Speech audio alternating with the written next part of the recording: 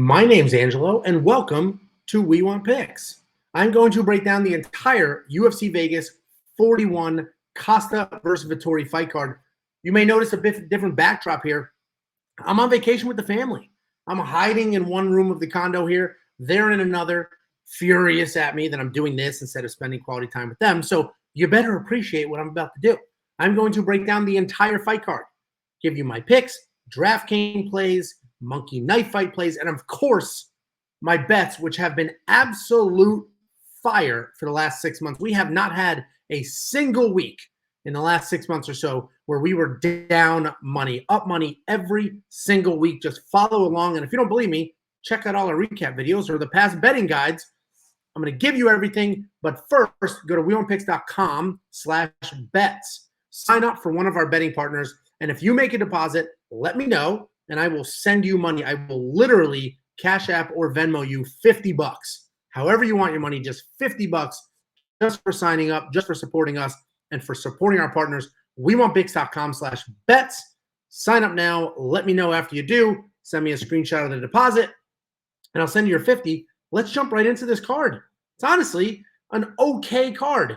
It starts early, which always sucks, but there's a couple good matchups on here, and it's really setting us up for the Glover title fight in 2 weeks. First up, at UFC Vegas 41, we have Livinha Souza versus Randa Markos. Livinha Souza, 3-2 in her last 5. Randa Markos, 1-4 in her last 5, coming off of a DQ, but don't let that fool you. She wasn't robbed of anything. She was well on her way to losing that fight. Livinha Souza, she's an okay striker in this fight. Honestly, in this matchup, that makes her a pretty good striker. She has power when she throws, and everything she throws is with intent. So she does throw heavy with that power, looking for something to happen. She's a decent grappler as well. She looks to bully her way to the ground, and from there, she's heavy on top, and she'll look for a TKO before she'll look for a submission. So she's very big on a ground and pound instead of rolling around looking to pass and looking to work something from there.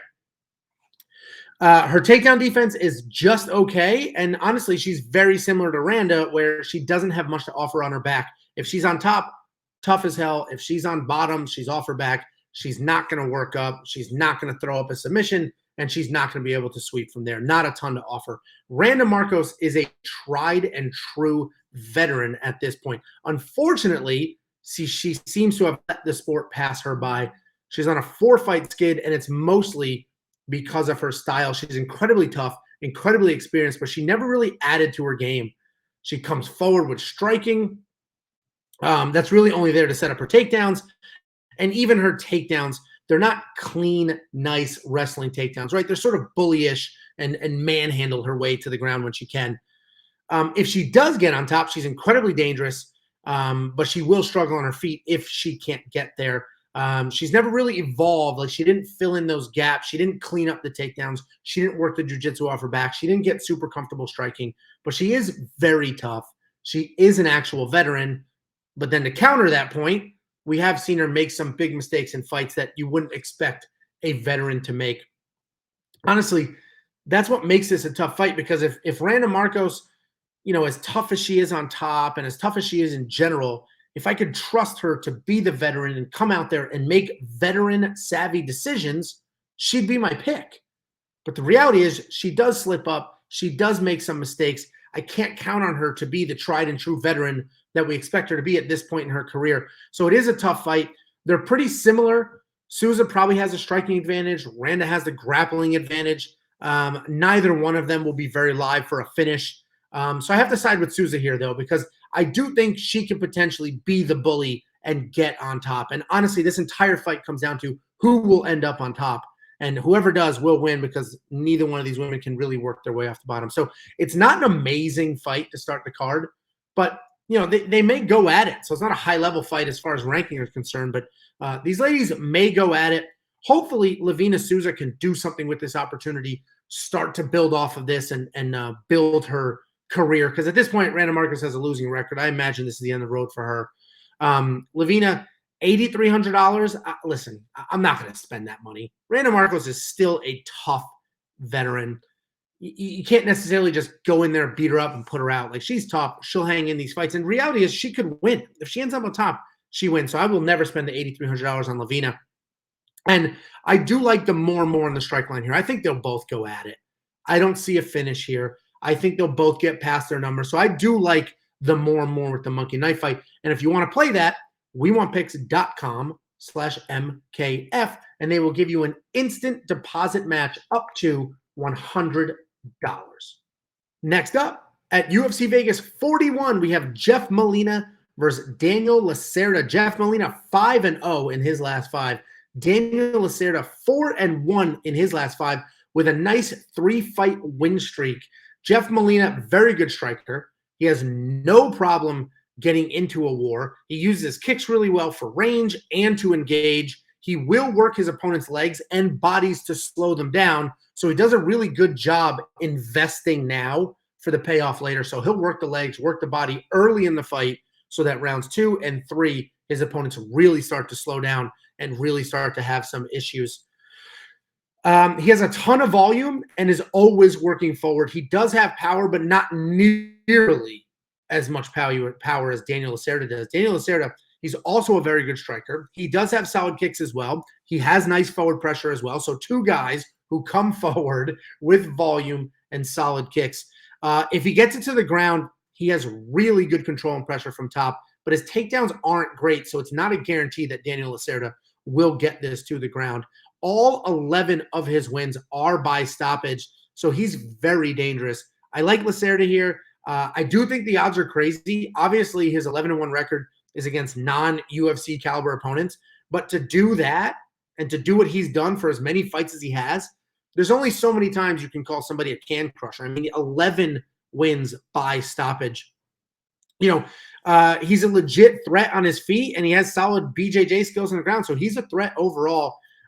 He is making his UFC debut here, which is always a little scary, but he's earned it. I like Daniel Lacerda a lot. Now, do I like him enough to go throw a money line bet on him? I'm not sure yet. I do like him enough to spend $7,500 in DraftKings. I don't know what to do with this monkey knife fight line because both of these guys are super dangerous, and this is a high line. Maybe less, right? Maybe Daniel Lacerda will come out there, do what he does, and get the stoppage, or be way outclassed. He's in the UFC. It's his first fight in the UFC, and he may be in a little bit of trouble. I don't know, but I do think Daniel Lacerda is a solid play at $7,500. I do like him to win this fight. Jeff Molina is tough. He is an actual UFC fighter, but Daniel Lacerda making his UFC debut, 11-1 with 11 stoppages, riding a nice little win streak there. I like him. I like the style, the forward pressure, the kicks. Jeff Molina will invest in lighting up Lacerda's body and legs, but I don't know if Lacerda even needs that much time, right? Like, investing for what? Because Lacerda may get this done, you know, late first, early second round. So I don't know what to do with the monkey knife fight line, but I may do a less on the fight line. The fight line is 2.5 rounds. So I may do the less on that. I'll dig into that a little deeper. But again, I like Lacerda here. I like the $7,500 play. And this should be a very interesting fight. wewantpicks.com/MKF for monkeyknifefights.com/bets for betting. Jump into a bet promotion. I will send you $50 for making a deposit. Next up at UFC Vegas 41, we have Khama Worthy versus Jai Herbert. Khama Worthy, we have broken that poor guy down a bunch of times this year, and they haven't all gone his way. Khama Worthy 3-2 in his last 5, coming off of 2 knockouts in a row. It's an interesting matchup here because both guys are coming off of those 2 stoppages. Thinking there is a stoppage here. We'll talk about the round line in a minute, which I do not love. But Khama is an unorthodox striker. He's got big power, nice counter-strike game. I had my buddy Matt Bissett on here, so if you're new here, I manage professional fighters. Matt Bissett is a guy that I managed for a very long part of his career. He fought Khama Worthy back in the day, and he put Khama Worthy out. So he stopped Khama Worthy. And we had Matt on here to break down the Khama versus Jamie Mullarkey fight. And if you listen to Matt, he talks about how well Khama counters, how if you throw 1 punch, it feels like he's sending 5 back. And while if you dig into the stats, they're not as extreme as 1 to 5, but you know, Matt was in there in the cage with him, and that's what he felt. But the stats do say that Khama hits his opponents far more than they hit him. And Jai, on the other side of the cage, only lands 1.3 strikes for every 2.66 he gets hit with. So Khama hits his opponents way more than he gets hit, and Jai gets hit way more than he's hitting his opponents. Jai is a pretty technical striker. He likes to keep the fight at range. He has a ton of movement, and his feet are never planted for more than half a second. Constantly moving. He's always cutting angles, feinting, and moving from side to side. I would say that makes him like an elusive target, but if we just reference the stat that I just mentioned, he's not that elusive if he's getting hit almost 3-1. If he keeps his fight at range, he could outpoint Khama and avoid some of that big power. Khama absolutely has power in his hands. I mentioned that Khama's coming off those 2 knockout losses in a row. Jai also has his own chin issues. And this is a trickier fight than the odds will tell you. These odds are wide for sure. Definitely a good amount of recency bias with Khama's knockout losses. Khama does have a good ground game if it gets there. He has that solid power I mentioned. I do like him here. I do like Khama here, but my God, is it a razor thin pick? And I just don't love this round line. I love, if you guys watch the betting breakdowns, and I mentioned earlier, we're on a wild hot streak with bets. The first thing I do is go look for those 1.5 round lines. And 90% of the time, I'll take the over. You'd be shocked how many fights don't end in under 1.5 rounds. So 90% of the time, I'll take the over. This fight, though, that 1.5 round line is absolutely spot on. That is a perfect round line that I don't know what to do with. So I'm not going to touch it. I'm not going to play that round line. I don't know if I'm going to bet on this fight. Maybe does not go the distance. I'll have to see what the odds are, but this is a super tough fight to pick. Khama is my pick by like razor thin. DraftKings, pick your side. Pick your side. I do think there'll be a stoppage. I just don't know when. So pick your side. Either one of these guys will be worth the money, right? You spend $8,800 on Jai and he knocks Khama out the way that he's been knocked down in his last 2 fights. You're going to get that $8,800 worth. $7,400 for Khama is a freaking steal if he does what he can do. Strike line, I'd say the less, but we only have 26 for Khama. So the reality is it's probably less more. 26 strikes is not a ton. Obviously, if you dig into his last 2 fights, I don't know if he got 26 off. He definitely didn't in his last, but less more is probably the play. You can do less if you really think this is going to be an early stoppage, but I think they'll go at it a bit. They're both coming off losses. They're both looking for a win. Jai, his first UFC win. Khama trying to keep his UFC job. I think they'll go at it. I think it'll last a good amount. That 1.5 scares me, but I think the fight will last a little bit. And, less more is probably the monkey knife fight play because you might say, oh, Angelo, you're saying it's going to go a little bit. It should be more. But I just walked through the stats. Jai Herbert gets hit 3 times for every one that he lands. So with those type stats, that means that Khama would hit Jai 90 some odd times. Not more than that. 6, 12, 18. What's wrong with me? 180 times. So I just don't see that happening. So less on Jai, more on Khama as the monkey knife fight play. Bet-wise, I want you to dig in. Let me know what you think makes a ton of sense. You could pick a side and do that person by stoppage, but it's going to be really hard to pick a side in this fight. wewantpicks.com/bets. Sign up, make a deposit, and I will send you $50, Cash App, Venmo, PayPal, however you want it. Next up, at UFC Vegas 41, we have a rebooked fight. This was booked for UFC Vegas 39 a couple of weeks ago. It dropped. It has been rebooked for UFC Vegas 41. This weekend, we have Laureano Staropoli versus Jamie Pickett. Staropoli 2-3 in his last 5, coming off of 3 straight decision losses. Jamie Pickett 2-3 in his last 5 as well. Laureano Staropoli is a kickboxer who needs range to fight. He's coming off a pretty bad loss to Roman Dolidze, but that is a miserable matchup for pretty much most people. He's very technical, and when he has the range to work, he does really, really well. He has very good cardio, and we can expect him to fight to a decision in most outings. He's got the cardio. He's got the gas. He doesn't let up. He continues that pace the entire fight. Jamie Pickett is tough. He is durable. He is also a decision fighter, and he also needs range to fight. He's a very big guy who has just shy of a foot reach advantage in this fight, which, you know me, I'm not a big dig into the, Tapology says the rear, but almost a foot and you fight at range, that actually is a meaningful statistic. He uses that advantage well to manage that range, and he keeps people at bay. It's a weird matchup because it's two strikers who like to work on the outside. Staropoli is going to need to commit, or he will be at the end of the strikes. If you look at the stats, he has a 2-to-1 strike differential, so he has hit twice as much as he hits the other person, and that's because he gets gun shy. If JB manages the range and then engages with takedowns, which we've seen him use, I can see him winning this fight in the underdog role. I am surprised that Jamie Pickett is such a big underdog here. Honestly, I may grab a money line bet on him. I'm not positive. You know me, I'm pretty conservative with those, but I did already grab a plus 3.5 bet because not only can Jamie win this fight, I think he can definitely win a round. If you don't know what a plus 3.5 bet is you're basically buying 3.5 points on the judge's scorecard. And all that math works out to is, in this case, Jamie Pickett would only need to win one single round, and I'll win my bet.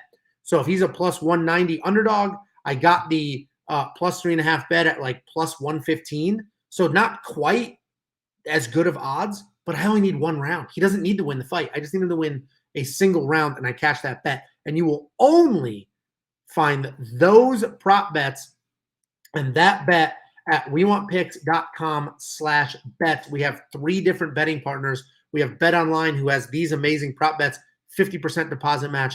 And then we have Bet US that does amazing parlays. It lets you smash anything together that you want to with a 125% deposit match. Jump into any of them. Let me know, and I'll send you $50 just as a thank you for signing up and supporting our partners. Listen, $9,000 for Elena Staropoli. I don't love it. I don't love it. So I'm not going to spend that. I will probably have Jamie in my lineup at $7,200. I haven't done that yet, but I may squeak him in there. Monkey Knife Fight, I like the more and more. I like the more and more. This is going to go the distance. 73 is a high line for Laureano. That is a higher line. He does need range to fight. Jamie Pickett's got a ton of it and manages it well. But I do like the more and more. 2 stand-up guys. It will go the distance. More and more Monkey Knife Fight. $100 deposit match with them. Grab that 3.5 bet on Jamie Pickett.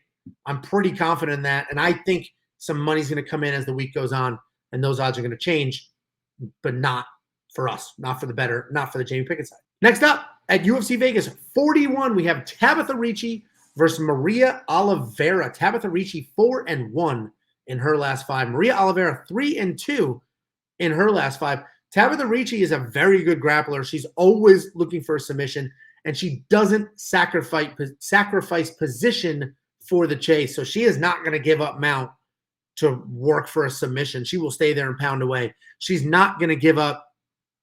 She'll stay in guard to pound on you instead of trying to pass to give something up and work for a submission there. She's very heavy on top with good pressure and control. She will ground and pound, as I mentioned, while looking for a submission. So that's something to keep in mind when we look at these Monkey Knife Fight strike lines in a second. She made her UFC debut against Manon Fiorot, which is a rough go for anybody. And every time we see Manon fight, that just gets rougher and rougher down the road. But that was at 125 pounds. This is at 115 pounds, where she belongs. So she's back down to her more natural fighting weight class. Maria is tall and a long striker who does not use her range or reach advantage. She's long, she's tall, and she doesn't keep you at the end of her strikes. She doesn't really do anything with it. Even on bottom, she's not throwing up crazy triangles using that length to make stuff happen. She does come forward with power kicks and punches. Instead of using kicks to keep the range, she does use them for damage. So she will throw them, and she throws them hard. Fighting someone like Ricci, who's looking to get it to the ground, it could either be fantastic because she'll take the legs and the explosiveness out of Ricci by lighting her legs up with kicks, or she's just given her leg to catch and use to take down. So it could be an interesting the leg kick and the very heavy kicking approach by Maria could be very interesting. She doesn't have much to offer on her back, and this is definitely a striker versus grappler matchup. And I always got to side with the grapplers in these matchups. I think this is set up to get Tabatha a nice win, build her record, and honestly, she'll be like the next Page, right?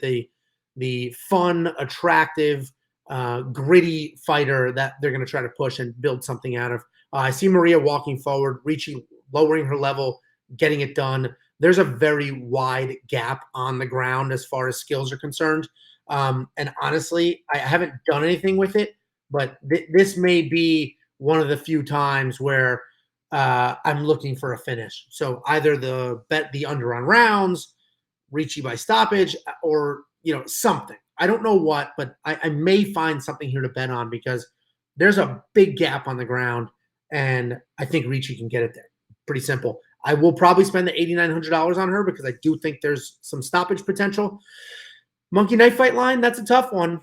That is a tough one. Honestly, more and more is probably solid because Tabatha Ricci, her 76 worries me, but Tabatha Ricci's so busy on top and on her feet that even if she gets a takedown, and I think there could be a stoppage down there, she is going to pound away to set up whatever. The stoppage could be a TKO. It doesn't have to be a submission. So maybe more and more in the monkey knife fight line. It is an interesting one. I'll probably grab some sort of prop bet here. I'm not sure what yet. I don't like doing – it's very counter, right? Like you want to do early bets and jump on the lines before they move. But I like to marinate, process all the information, watch the weigh-ins, and I like to do that stuff before sort of committing to some of these bets. And that's why if you've been keeping track of us, we're up units every single week, 2 to 3 units, nice consistent money week in and week out. And that's because I pick my spots. So I definitely think Tabatha wins. I think she can win by stoppage. I'm going to be looking for some sort of stoppage prop that I think makes sense, that I have some protection. So should be pretty straightforward fight here. $8,900, I'll spend it. Let's see what happens. Go to wewantpicks.com, jump into a promo, support the channel. Thanks. Next up at UFC Vegas 41, we have Jun Young Park versus Gregory Rodrigues. Jun Young Park 4-1 in his last 5. Gregory Rodrigues 4-1 in his last 5 as well. Jun Young Park has a very nice jab, really good cage control, solid setups for takedowns. He's good absolutely everywhere, and that's what makes this fight interesting because if you look at the stats, Park averages 3 takedowns per fight, which is very high. He also has a solid striking differential of landing 4.3 for every 3.2 he gets hit with. So he is on the positive side of the striking exchanges and has a ton of takedowns per fight. Gregory Rodrigues, he lost on Contender Series. Then he put together a few wins, came back to the UFC as a solid underdog against Dusko Todorovic, and he pulled off that upset. He's a well-rounded guy with good, clean striking. He has power and a BJJ black belt. And even though he has a BJJ black belt and is more than capable on the ground, he has a really good takedown defense to keep it on his feet where he can just bomb away. That's interesting with Jun Young Park averaging 3 takedowns per fight and Gregory Rodrigues having solid takedowns.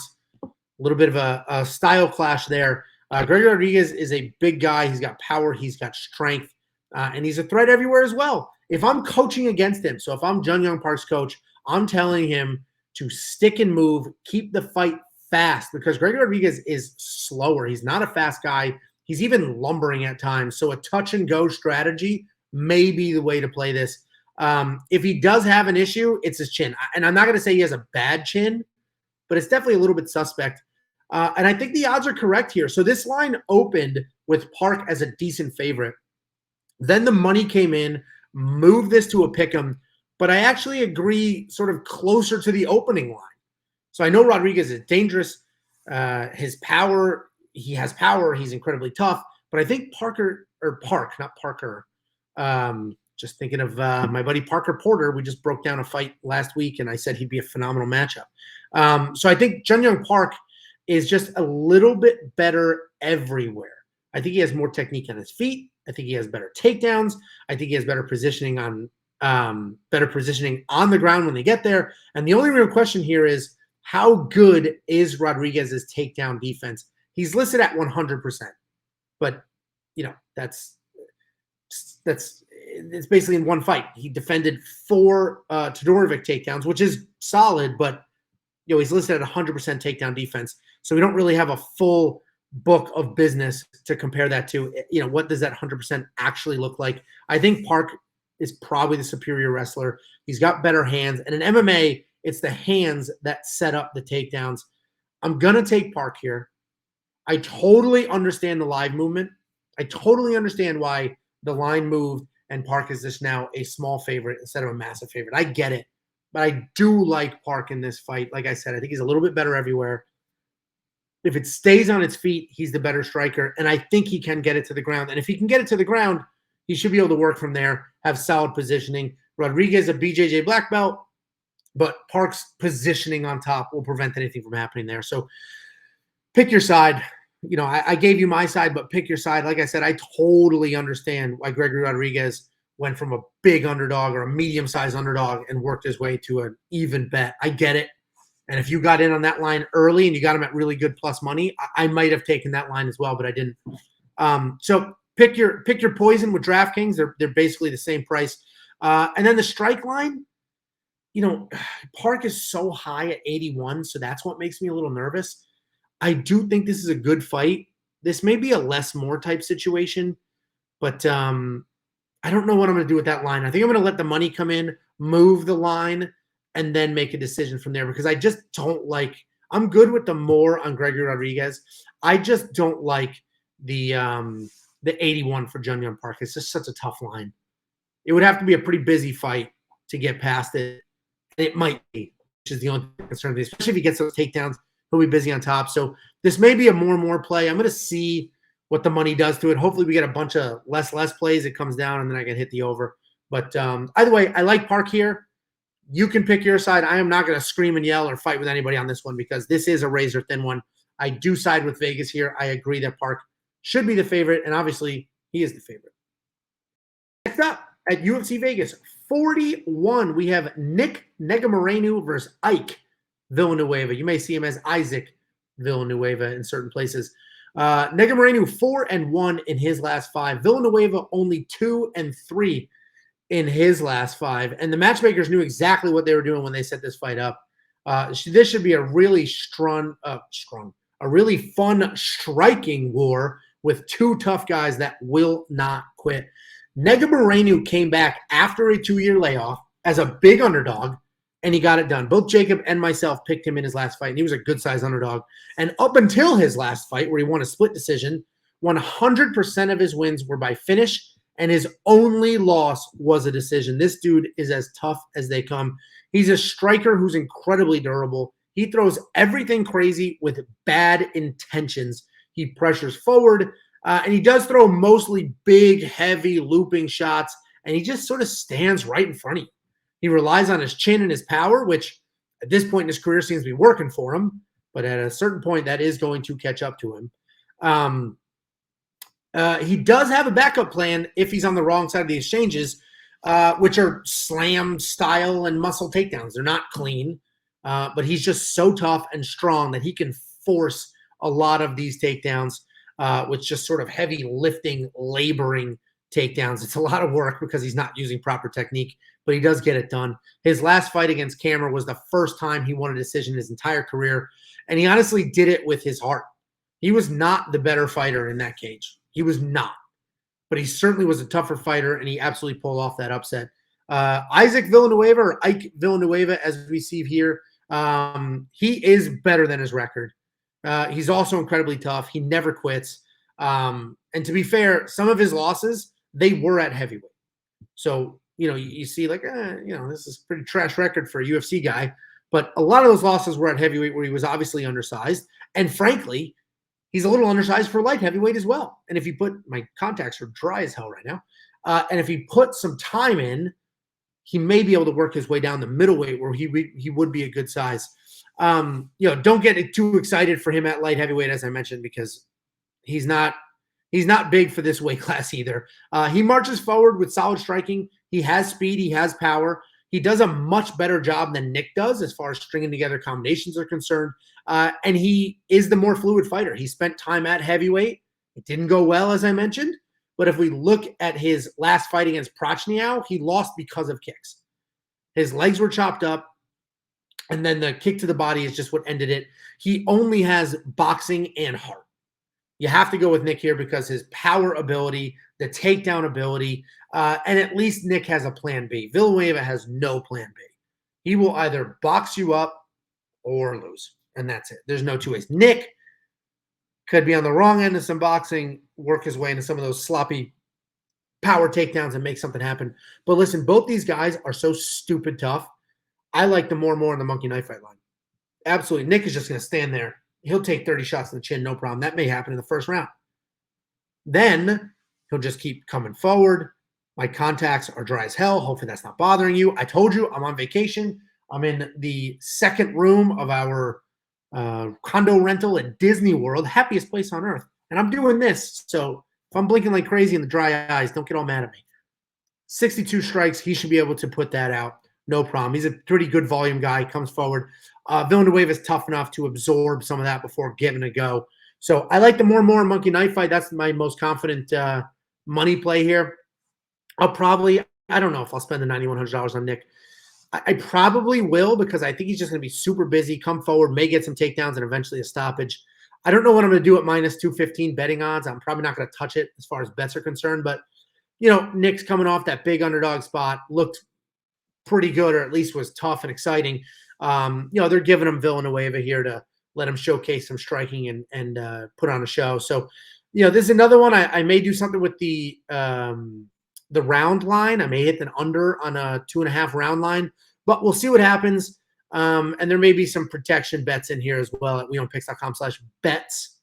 Sign up for a promotion, make a deposit, and I'll send you $50 out of the goodness of my heart to thank you for supporting us and our partners. Next up at UFC Vegas 41, we have Dwight Grant versus Francisco Trinaldo. Dwight Grant is tall and long. He's 3-2 in his last 5. He has really clean striking and uses his range really, really well. In this fight against Daniel Rodrigues, he was knocked out pretty bad. But if you watch that fight, he was winning, should have gotten his own knockout, but blew his wad and was stopped by Daniel. He has a ton of power, solid takedown defense, but questionable cardio. Francisco Trinaldo, 3-2 in his last 5. He is 43 years old, and he does not fight like it. He does not look like it. He's not really slowing down. It's always a red flag when you get guys at that age. And we had successfully faded him in his last fight, so we picked him to lose in his last fight because of his age and because of that matchup. But this is a different matchup here. This is his second fight at welterweight, and despite the loss, he still has a really good chin. He's got solid wrestling. He's strong as hell. He's legit good everywhere. His striking isn't technical, but he has real power. And you can see that if you look at his knockout against Jai Herbert, who we already broke down. And that was last year at 42 years old. So at 42, he's knocking people out cold on his feet. 43, still has that power, still has a good chin, still has good cardio. Francisco Trinaldo is just defying age. If we dig into the stats, these guys are pretty evenly matched. They both land more strikes than they're hit with. They both defend more than half of the takedowns that are put on them. Except Dwight is a little bit better everywhere. Slightly better striking differential, slightly better takedown offense, slightly better takedown defense. Stats don't make fights, though. And we talk about this all the time. You cannot look at stats and then go from there. Stats do not make fights. They're important. They're good to factor in, especially when you have opposing styles. But I think Trinaldo can get inside the reach. He can get under those long arms. He can get to the hips, and he can grind away. The problem is that soon he's going to start to show his age. And soon his chin's not going to hold up. Soon he's going to start to get tired later in the rounds. And I just don't know when that is. I just don't know when. And that's the biggest question mark I have here. So I'm leaning Trinaldo. I like Trinaldo here. Styles make fights. Short, stocky guy should be able to get inside the range, bully Dwight Grant to the ground, and sort of pound away from there. Trinaldo's the pick. I think I may look for a plus 3.5 bet on Grant. Maybe a wins inside the distance or decision no action. So if you don't know what those two are, plus 3.5. What that allows me to do is Dwight Grant just needs to win one single round on the judges' scorecard. That's it. Win one round. Get Francisco in a little bit of trouble. Win that round. He can lose the previous two or the next two, and I'll win my bet. Or wins inside the distance, decision no action. That's pretty straightforward. If he knocks out or puts away Francisco Trinaldo, I'll get paid. If he loses a decision, no matter how bad it is, no big deal. I get a refund. I get my money back. So that may be a play here for Dwight Grant. He's pretty much even money, so you would have to get those bets at minus money. So I'd probably be spending minus 130, minus 140. But there is some protection built into those. So wewantpicks.com/bets. There's 3 promos. Bet Online is the one with those crazy prop bets. If you like to take a bunch of these fights and a bunch of props and smash them together for a parlay, that's the Bet US promo, 125% deposit match. wewantpicks.com/bets. $8,400 for Francisco Trinaldo is probably money well spent because I do think he'll get some takedowns. I do think he'll win. $8,400 is decent. It's not super cheap, but takedowns are 5 points each. I think he'll bomb on his feet, get some takedowns, and should score well. And I like the more and more monkey knife fight. So, I just said Dwight Grant could knock out Francisco Trinaldo, and he could do it early. But I think Francisco is tough enough, veteran savvy enough to get this fight going for a little bit and keep this fight live. So I'll take Francisco to win. I'm going to explore my bet options. I'll do the more and more monkey knife fight, and I'll probably have Francisco in my DraftKings lineup. Next up, at UFC Vegas 41, we have Alex Bruce Leroy Caceres versus Seung Choi. Alex Caceres is 4-1 in his last 5, riding a 4-fight win streak. Seung Choi 3-2 in his last 5, riding a 3-fight win streak. And Alex Caceres is a tried and true veteran. Even though he's only 33 years old, he has been around that long. He's riding that nice little win streak. Although the level of competition inside that streak is not great, it's still a solid win streak inside the UFC, and he is pretty good everywhere. His striking is solid. His durability is solid. His wrestling and grappling are better than expected, and he has a wealth of experience at this point. He doesn't get nervous. The moment doesn't bother him. He reacts well in situations. He gets a little goofy, but there are times where he goes out there and he just rises to the occasion and looks fantastic, and it's like, wow, is this the same guy that was just clowning around a few years ago and didn't seem like he could put together a win? So Alex Caceres, pretty underrated guy at this point in his career with the body of work that he has. Choi's a very good, clean striker. He fights tall. He throws solid with power and uses a lot of kicks. He is absolutely the more technical striker, and he sets up his takedowns well. He can win by knockout, but not submission. So he'll get those takedowns, and he'll just work from there, but he's not going to submit you. And certainly not going to submit Alex Caceres. And if we look at Caceres' body of work, he's very tough. Knocking him out is a really tall task. He has a weird style that could throw off the normally very composed for his age Seung Choi. Choi can and likely will get a takedown, but not be able to submit Caceres from there. So I think the cleaner striking of Choi and the nicer takedown entries are ultimately going to be what wins this fight for Choi. But I am loving the value at a 2-1 underdog Alex Caceres. So I already grabbed a plus 3.5 bet on him at minus 115. So basically even money. All Alex Caceres has to do is win one round. That's it, one single round. And honestly, his veteran savvy, what he's been able to do, the fights he's been in, the level of competition he's fought, he's tough enough to not get put away. And I think he can steal a round or take a round. He can honestly just win this fight. But you know me, I like my conservative protection bets. I think he'll take a round. I already put a plus 3.5 bet at minus 115 odds on Alex Caceres. One round, the judges' scorecard gets me paid. wewantpicks.com/bets. The Bet Online promo, that's where you will find that. Jump in, you'll get your deposit match, and then after you make your deposit, let me know, and I'll send you $50. $9,200 on Choi. I'm not going to spend it. I'm not going to spend it because he should win. He likely will win, but I just don't see him score. I don't think he's going to put Caceres away. Now, he could get a bunch of takedowns, a bunch of control time, which may make it worth it. But I think there's other people on this card that are probably worth that money a little more, could score a little higher. I do like the more and more monkey knife fight. I think they're both going to go at it. I like the more and more. I think it'll be a busy fight, a good back and forth fight.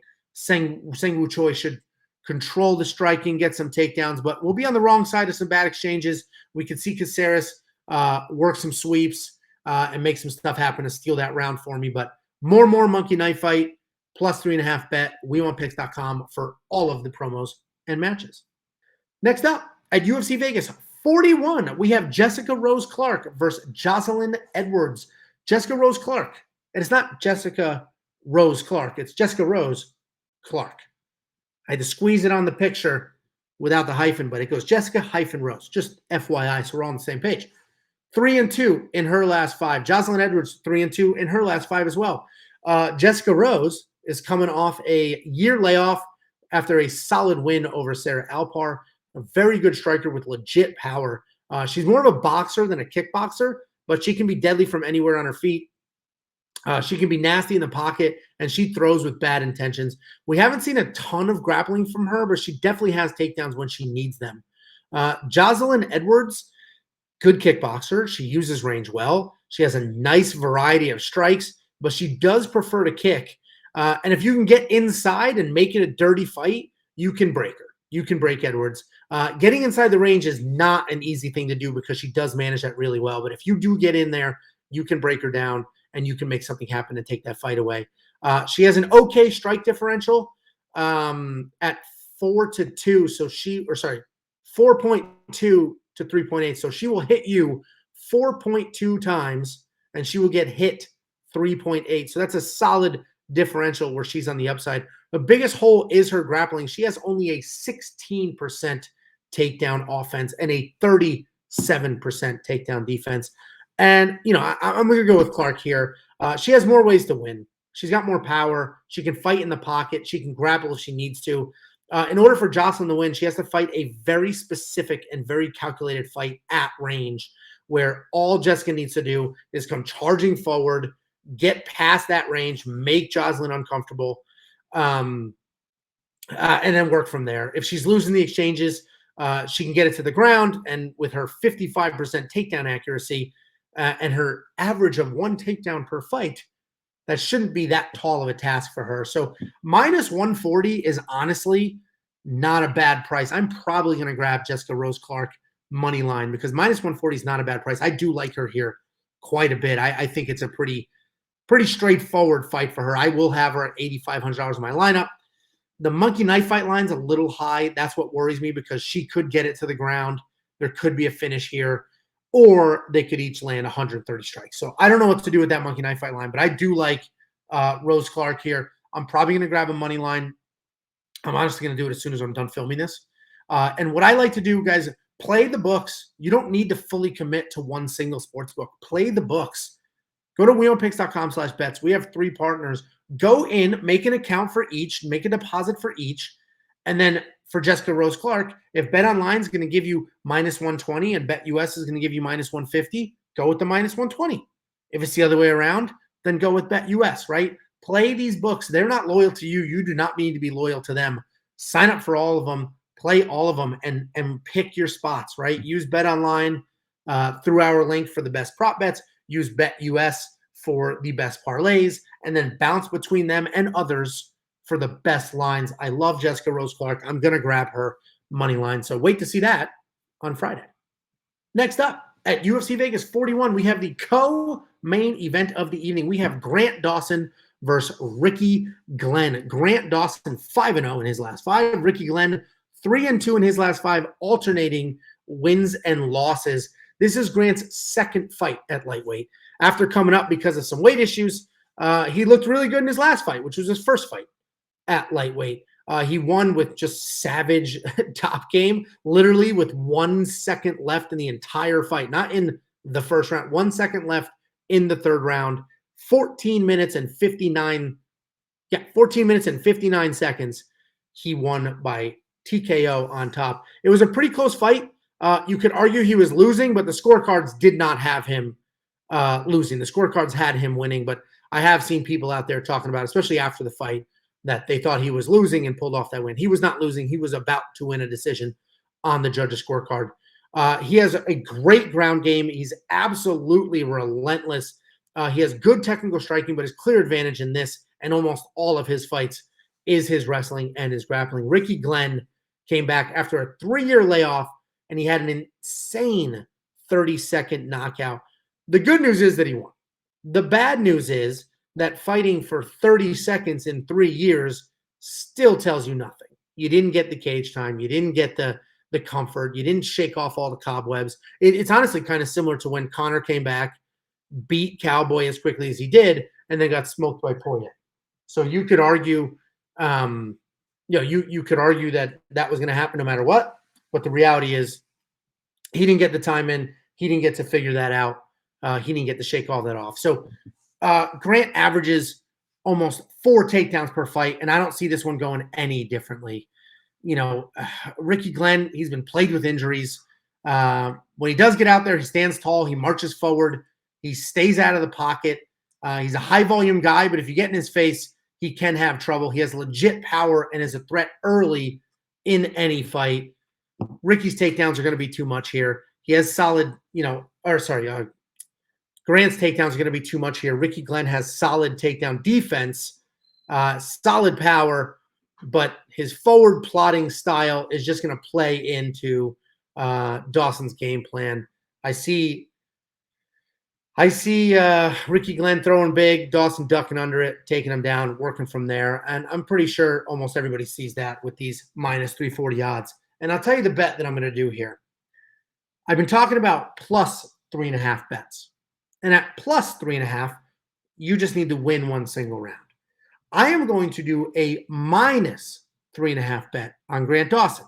And what that means is he will give up. He has to win a sort of 30-27 or better, meaning he can win by knockout or not give up any rounds. As long as he wins all the rounds or wins by any finish whatsoever, I'll get paid. So I'm experimenting with these. I've had success with them, so I'm going to continue that.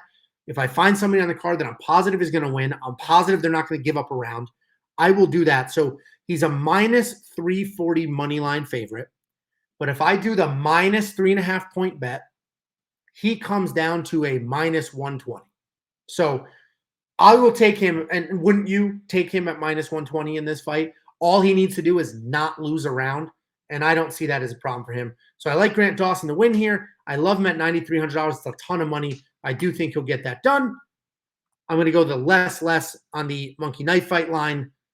Reality is Dawson could just pound away on top and make something happen, but I do like the less there. I think there'll be a lot of control on top, potentially a finish.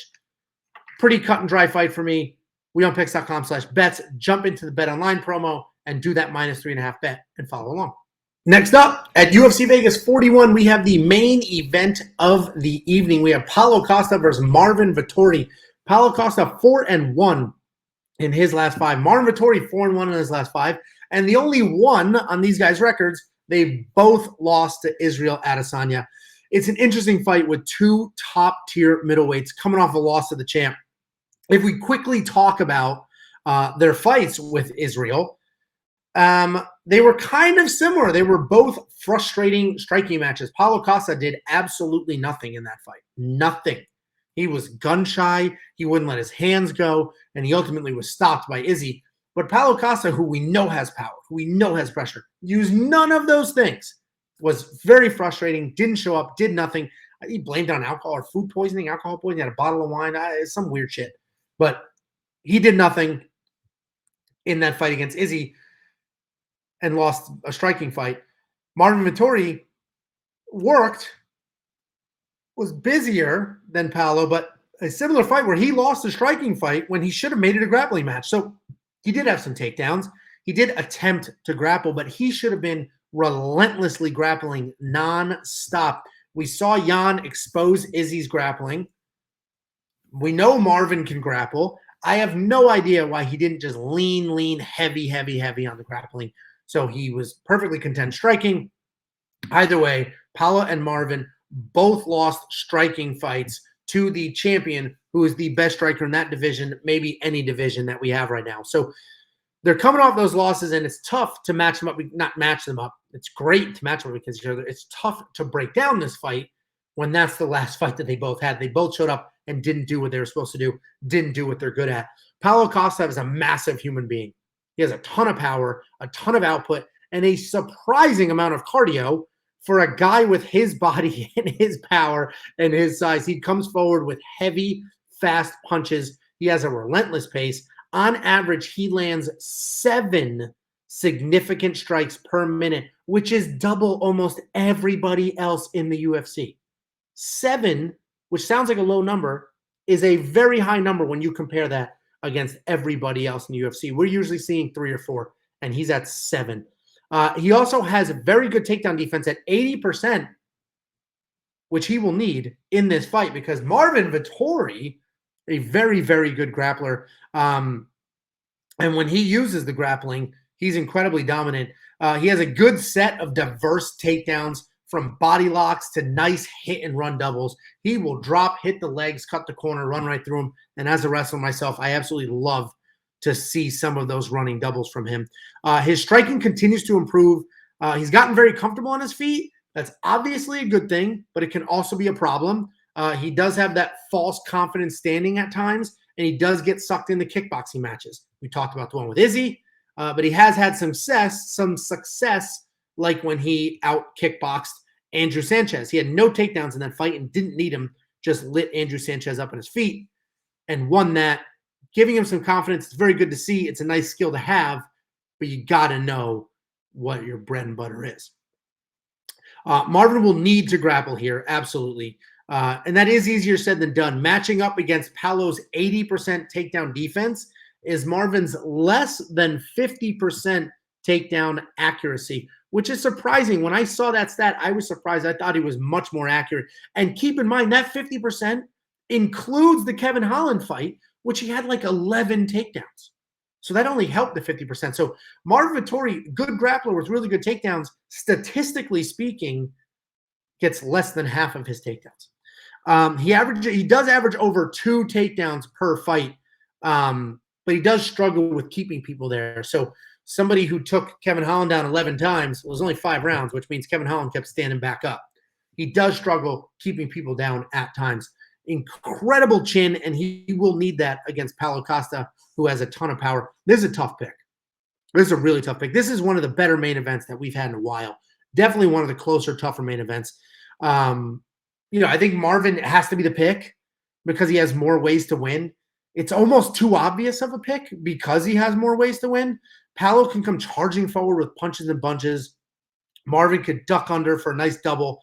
But Paulo's takedown defense is good, and Marvin's willingness to stay on his feet is dangerous. So, man, it really is just such a tough pick. It is absolutely impossible. I have to assume, doing this breakdown, making this pick, I have to assume that Marvin Vettori is going to do what he's supposed to do, which is grapple. Maybe entertain the striking for a minute, let Paulo get comfortable, duck and shoot. When I first, so you guys can tell I read notes when I do this, right? There's a ton of information to keep in my head. And when I first did this and I did my tape study and made my pick, I actually had Paulo Costa. And then I was like, yeah, but Marvin can win with takedowns.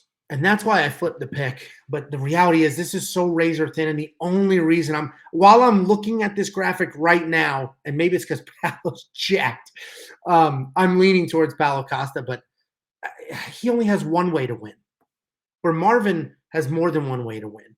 He's got a head like a cinder block. His striking's decent, but he's got a head like a cinder block and very good grappling. So I got to go with Marvin here. I don't know if I'm going to spend that money on DraftKings, but I might, because he's not that overpriced and there is a good amount of money here, or opportunity here for takedowns and control. And it is 5 rounds. But I'll tell you what I do love.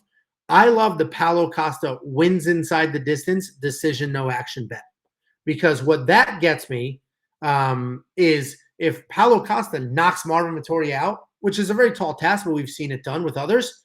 If Paulo Costa knocks out Marvin Vettori, I get paid. If Paulo Costa loses a ragdoll beating where he's just taken down over and over and over, it's okay. I get a refund. No skin, hands are clean. I get a refund. Bet never happened. So I like that. That is probably my favorite thing to do on this fight is that bet. Instead of picking a side, I'm just going to say, well, Paulo Costa either wins by knockout or loses a decision. And that's what I'm going to stick with. So I have that wins inside a distance decision, no action bet that I'm going to lay out there. wewantpicks.com/bets. You will find that at the Bet Online promo, 50% deposit match. Monkey Knife Fight. Realistically, this will probably be a more and more. I think they'll go at it. Could be a good 5-round fight. Marvin Vettori will get some takedowns. He'll get past that 118 because he does, he's a good grappler. He's a good ground and pound guy. He's not really looking for a ton of submissions. He is looking to pound away. So 5 rounds to do work. So more is probably it. 68 is it's a lot of opportunities for Powell to take somebody's head off. But I do like the more here. I like Marvin Vettori to win. I do like some upside in Paulo Costa. So there's going to be people out there that are going to say, I'll put a little bit on Paulo Costa to win by knockout. But that's gone money if he loses the decision. That money's gone. So that's why I will take lesser odds. Instead of chasing plus 600, I'll get minus 110, but he can lose a decision all day and it's no big deal. If he wins by knockout, I'll get paid. And this is why every single week I'm up 2-3 units. And there's weeks where other people may be up 10 units, but most weeks they're down because they're chasing these flyers. I don't chase. I pick my spots. I like that spot. So we'll see what happens there. wewantpicks.com/bets for the promo. wewantpicks.com/MKF for that deposit match. Play all the things. We have an awesome run of pay-per-views heading our way. This is an awesome main event. We got a couple good fights on this card. Thanks for the watch. Like, subscribe, do all the things. Comment down below. Join the Discord. We have so much crap going on. Do all of it. And I'll see you guys at some point. You can see I'm on vacation. I got a lot going on. I don't know the video schedule this week, but I will see you guys at some point on Saturday.